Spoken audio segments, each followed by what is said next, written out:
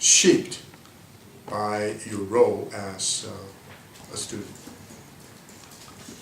So in this mode of thinking, is it possible for us to imagine that ethical intelligence or moral reasoning as part of multiple intelligences?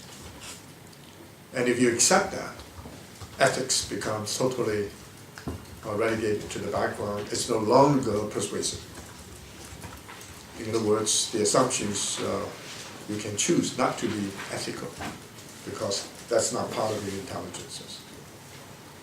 You may want to do all kinds of other things, and ethics may not be an integral part of it. So one important argument of any kind of moral reasoning or ethics to say, no, it's not simply one of those intelligences you can choose. It is something absolutely necessary for every person to cultivate, no matter what kind of profession you want to get into, no matter what kind of value disposition you seem to subscribe to. The other one is much more serious. That is based upon brain research, based upon neurosciences. In fact, all our emotions, I think eventually, can be somehow detected. Pleasure, joy, all kinds of feelings are connected, maybe with part of the brain. And that part could be stimulated and then will respond according to various kinds of stimuli. Is it possible for us to imagine that that moral reasoning and ethics is also located somewhere? It's possible for us to say your tender-mindedness or your tough-mindedness may be related, but is ethics also part of the story? Now, if that's the case, then it becomes another choice. If in terms of my understanding of my own brain structure, it is not really that pronounced, or each and every human being occupies, in the brain structure, there's some element comparable to our ethical intelligence. If that's stimulated, and you can have certain kind of reactions. If it is not, then you may not. Now, if you accept that, then ethics fails. Another one is more understandable. That is the environmental factor. And that, of course, we understand. But if we take it so seriously that the environmental factor determines what type of person, or ethical person, or moral person you turn out to be,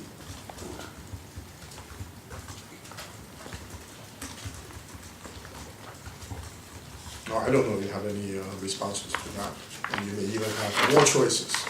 Many other kind of forces that shape a person according to certain kind of design, and ethics will have to be at least problematized, may even be challenged. Yes. I was wondering about the neural basis of ethics. Why does it necessarily have to be in conflict? Like, does it have to be deterministic if it has a neural basis? For instance, the way you cultivate yourself results in some sort of rearrangement or reshaping of connections in your brain, for instance, and it's very mysterious. But does it have to be? Does that necessarily mean that ethics fails? Like, does it have to? Because in my view, it might not be deterministic in that sense. It's perfectly in accordance with self-cultivation and striving, and it's just. Sure, but all these features that relate to ethics are only circumstantial. If it is determined, if I'm not saying it is determined, it means that the ethical program is being seriously compromised. If you believe that there's some location within your neurological structure that is particularly not only particularly relevant, that it can determine your ethical reasoning. Of course, every aspect of our life, our emotional life, our intelligence, our ability to associate with others, whether we're introvert or extrovert, all these are resources that can cultivate our ethical life. No question about it. There's no determination. But if you take a very strong biophysiological or neurological position and identify ethics in terms of some special region within your brain structure. And if that varies according to different kind of conditions, and that, of course, now it's a very persuasive argument. Who knows? Maybe 10 years from now, the situation is, that kind of understanding is widely accepted.